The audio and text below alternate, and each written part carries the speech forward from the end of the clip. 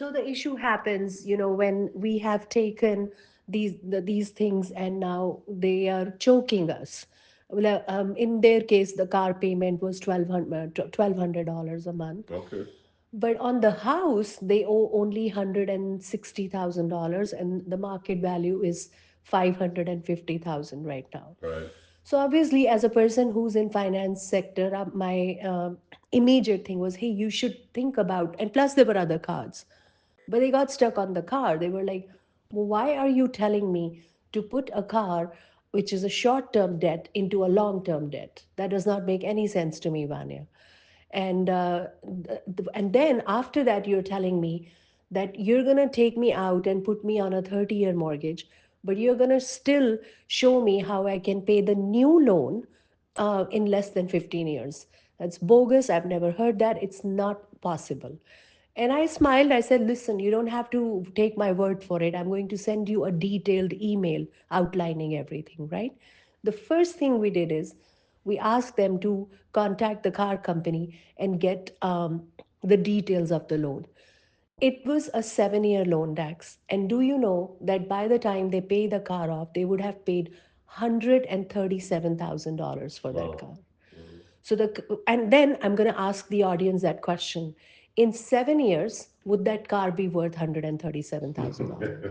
And if there is a car that would be worth $137,000 in 7 years, I'll break all my rules and I will go buy that car today. I A am car is a depreciating asset. No, well, unless it's some, No, no, collectible no, item. any car, please. Let's not get it. I know so many people where they have all these cars parked in their driveway, and they tell their, usually it's gentlemen, they tell their wives, you don't know, this is going to be a gold mine one day, right? But can I ask you another question?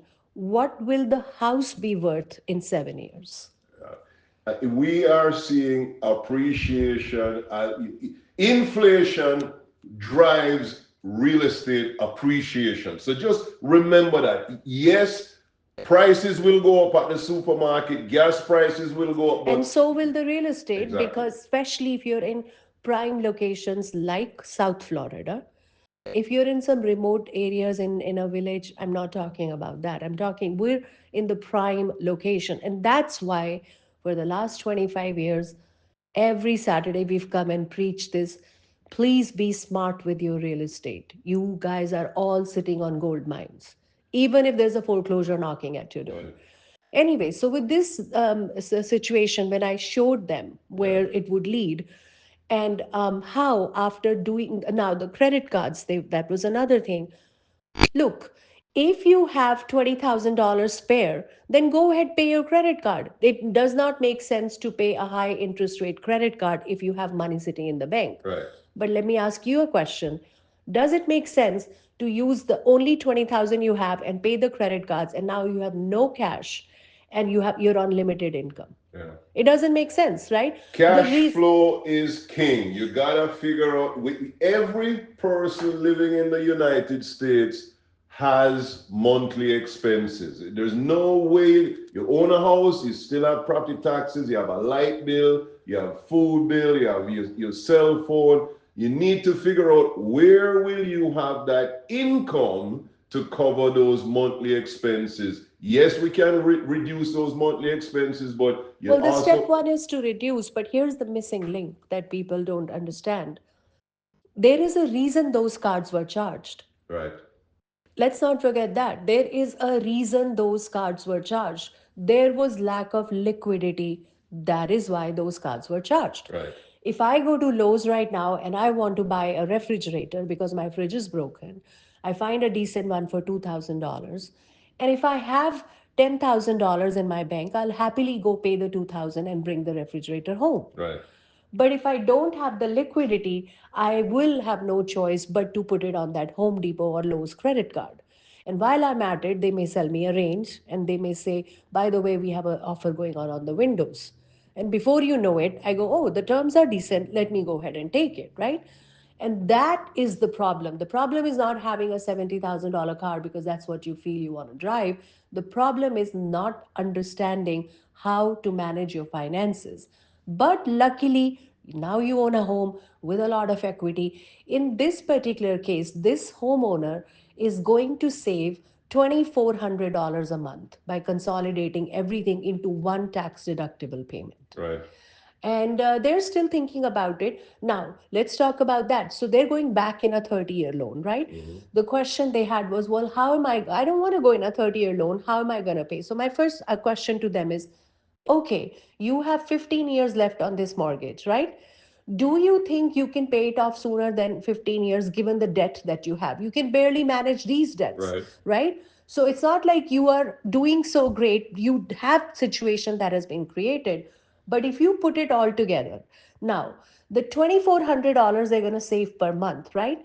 First thing that a homeowner should do, and I know you don't like me to say this, but because people should call and discuss their individual situations, but I'll Right. share a little bit. If you give the bank one extra payment a year, you shave 9 years off of your loan. Right. You're not able to do it because you're putting the money rather than on the principal of the mortgage on these high interest rate card loans or credit card loans. Yeah. In this specific case, the $2,400 that they're going to be instantly saving per month, if they took a third of that money, right? Not the whole 2,400, just a third of that money and used it to pay extra on the existing loan, Right. they would be paying way more than one extra payment per year. Yeah. And we calculated it. If they took that approach, you would not believe how soon they'll pay the loan off. Mm-hmm. 13 years, the mortgage would be paid off, Mm-hmm. giving them the flexibility with the cash that they need. Right. So these are just examples, guys, how equity management can be such a savior if understood properly.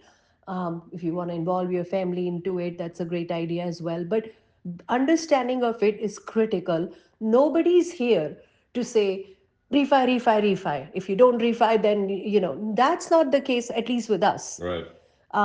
the case here is how to show you to be debt free at the end of the day. I think that what we do that is so different is comprehensive real estate management. We're not just talking to you about how to get a loan and your credit, but we also understand the real estate market as investors ourselves, as helping hundreds of investors as watching the market go up and down, understanding all the aspects of it, the family situations, our own family situation. I was having a conversation a couple of days ago with one of our clients. We were, showing them a house, and I was saying every single family, every client I've had a conversation with can relate to some situation where the differences between family members has created this